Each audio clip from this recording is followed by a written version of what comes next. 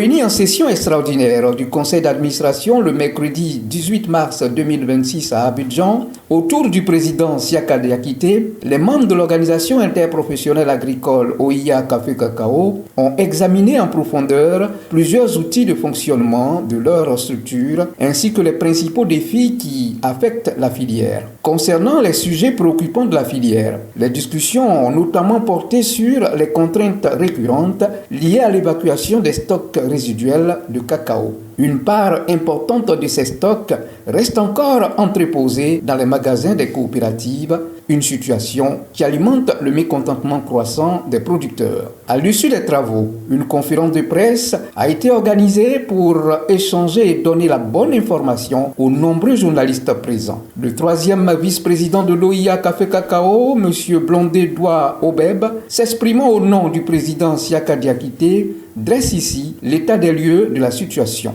Depuis que l'opération a commencé, ce n'est pas l'OIA qui valide les connaissements. L'OIA n'a pas de statistique propre à l'OIA. Mais nous avons quand même la possibilité de demander au régulateur qu'est-ce qui est fait jusqu'à cette date, qu'est-ce qui reste à faire.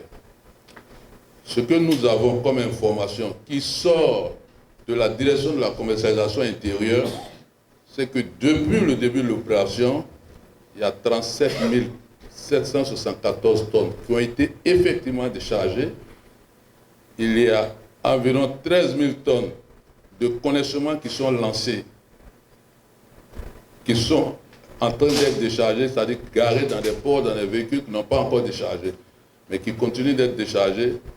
Et quand nous faisons le point, relativement aux 100 000 tonnes de l'inventaire annoncé, il y a environ 56 000 tonnes encore qui ne sont pas réalisées.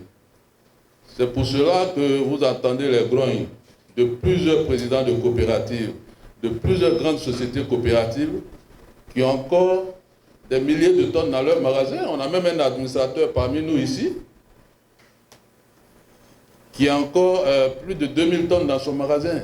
Parce que le problème que nous avons, c'est qu'il y a une partie de ce stock qui a été géré par des opérateurs commerçants. Tous ces stocks captés par des opérateurs qui ne font pas partie de l'inventaire, qui ne sont pas les bénéficiaires prévus. Si tout cela, on les captait, que ça tout aille en direction des sociétés coopératives concernées, ça va régler le problème. Et pour nous, la seule façon de le faire, c'est de communiquer pour que le décideur soit informé. Parce que notre position là, nous ne pouvons pas faire écran entre la souffrance des producteurs et les lunettes de l'État de Côte d'Ivoire.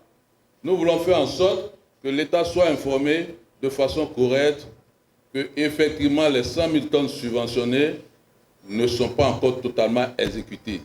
C'est pour cela que nous avons fait un document clair pour dire l'opérateur Citapa qui a pris 40 et 30 000 tonnes, que ce soit restitué aux coopératives et que les 15 000 tonnes que Transcaro a pris soient restituées aux coopératives parce que ces deux opérateurs ne font pas partie de l'inventaire initial. Nous avons suffisamment communiqué là-dessus. L'Assemblée nationale s'est saisie du dossier. La primature est bien informée de ce dossier.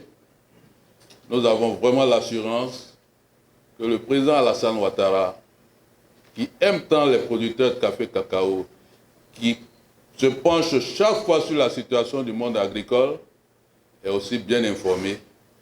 Et nous sommes sûrs que dans les jours à venir, la totalité des 100 000 tonnes sera orientée vers les sociétés coopératives pour que les planteurs de Côte d'Ivoire puissent rentrer dans leurs fonds les reçus de 2800 qu'ils ont en main aujourd'hui pour que tout puisse être payé.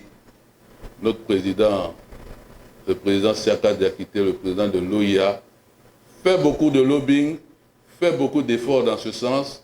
Il nous a engagés dans une communication responsable auprès des paysans pour que le climat social reste calme. Tout en saluant les efforts consentis par le gouvernement, l'OIA Café Cacao appelle à un renforcement du dialogue institutionnel pour parvenir à une résolution durable de cette crise. Dans cette dynamique, l'organisation a récemment échangé avec les députés le mardi 17 mars afin de porter son plaidoyer et d'alerter les pouvoirs publics sur l'urgence de la situation.